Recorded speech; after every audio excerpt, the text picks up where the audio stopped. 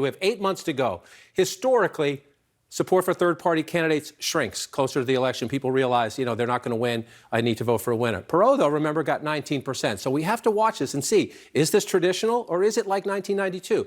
We got to watch it play out. So look just in Arizona.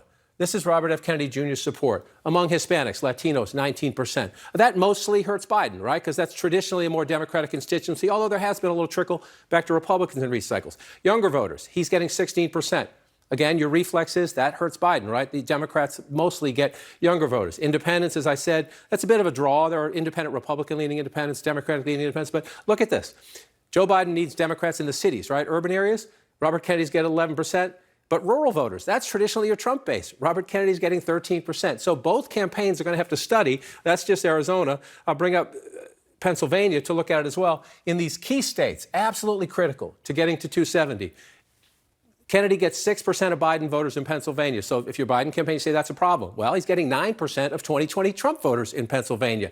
In the cities, 9%. In the suburbs, 7%. But again, a lot of Trump voters in those rural Pennsylvania counties, he's getting 10%. So the key thing is, Anderson, both campaigns, 8 months, they're going to have to study in which state is he hurting me? In which state might he and the others, don't forget the others, be helping me? And guess what? Money you think Trump would spend his money just against Biden? Biden just against Trump? No, watch. Pretty soon, there'll be some ads against Bobby Kennedy. You can count on it. John King, thank you. More now in the state of play that John just touched on in Arizona, specifically what undecided women voters there are saying about the issues that matter to them this time around. It's part of Randy Kaye's continuing election series, the 53%, which is the average proportion of women voters in presidential elections since 2000. Randy's conversation came during a week that saw Vice President Kamala Harris make a stop at a Planned Parenthood clinic in St. Paul, Minnesota, the first time a sitting vice president has visited an abortion provider. The Biden campaign is clearly looking to make reproductive rights an issue during the campaign, and it was top of mind for the women that Randy talked to. Talk forever. Right? Cheers. So are you. Cheers. Woohoo. I don't know why the hell women's reproductive rights are even a political conversation. Amen. Yeah. Amen. Why my body Why- is a topic of conversation? Look, at the end of the day, we have two potential presidents. Like, you have no business up in my body. So Exactly. And Exactly. look, it's not only reproductive rights, they're now talking about IVF. What is next? I do not want anyone, a government official who is a non-doctor and not part of my medical team, telling me what I can and cannot do to my body or what is right for my body. How important are reproductive rights and freedoms to you in terms of choosing a candidate? That's my top. Yeah. Is that That's number my one top. issue for all of you? I think it's definitely on the top one or two, and the timeline's coming up where me and my husband wanted to start trying, and I'm scared for when I start trying and something happens, and I have to make that choice, left either to die or it's And just doctors will go to jail. These 6 women are all independent voters living in the critical swing state of Arizona, and they are all undecided. Until we brought them together in Scottsdale, they'd never met, though all are affiliated with the women's business organization, No Women. Can't believe I'm saying it here. Like, friends and family don't even know this, but I had to have a medical abortion. And they were like, it is either your life, or it's this unborn baby. And to rip that away is not okay. Like, we are literally going back so far in history. We have come such a long way. We have fought such a hard battle. And so many people have died along the way. And the fact that we are going to go back to that. such a joke, isn't it? Which candidate do you think would do the best job with the border? I'm sorry, are we picking from Biden and Trump? we have to, right? At the end of the day, we have to. There is a none of the above. Is that what you want?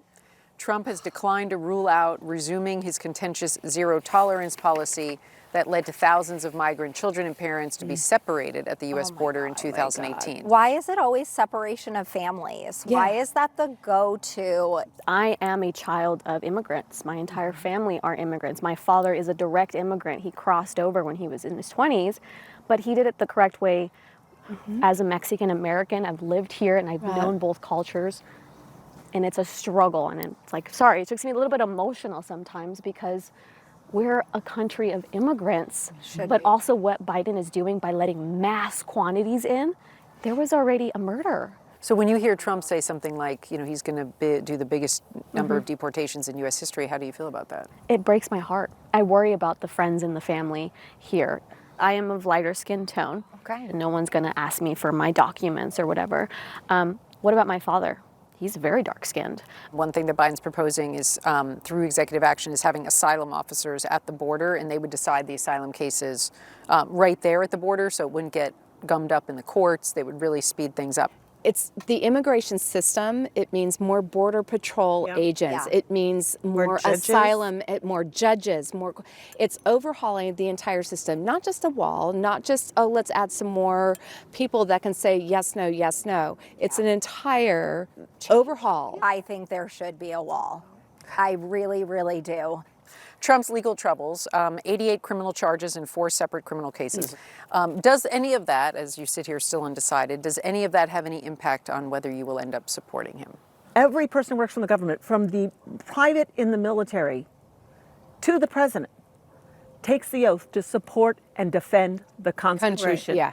Trump doesn't do that. And Trump does not do that. He does not respect the laws of the nation if they get in his way. I think he's a criminal agree. and a crook and a agree with you. manipulator and a bully. And so all of those things run through my mind as I think about, do I really want this person representing the United States? Are you comfortable with Trump serving as president even if he ends up being a convicted felon? No. God, what? No. Is that a possibility? Yes. As a felon? Yes. Get the out of here. It's a very real possibility. Why F-bomb is is that now in the air. even Yeah. talked about? I'm so glad it wasn't me. Yeah. Do you think either Biden or Trump are mentally fit for office? They're both way too old to be there. One's too childish, one's too senile. What do you all need to hear to pick a candidate? Michelle Obama come in. I need a new She candidate. slide in. Yes. I really do. Maybe I- Kennedy being a stronger Yeah. opponent. Yes, I agree with that. I agree with actually both of you. Yeah. We need somebody new to come in and shake things up. Randy, those women sound really disappointed in their choices. Did they say what their vote will ultimately come down to? Well, Anderson, at least 2 of the women told us, in fact, they may not vote at all, but they are all really disappointed, as you said, in their choices in Trump and Biden. But on the flip side of that, they're also all very intrigued by Robert F. Kennedy Jr., who is running as an independent. In fact, one woman who really strongly dislikes Donald Trump told me that if Trump were to choose Robert F. Kennedy Jr. as his running mate, she would vote for Trump. But really, Anderson, I get a sense from these women that they're not looking to hear something specific from Biden or Trump to win their vote. What they're looking for is a new candidate, a fresh face who they believe will bring real change. Anderson?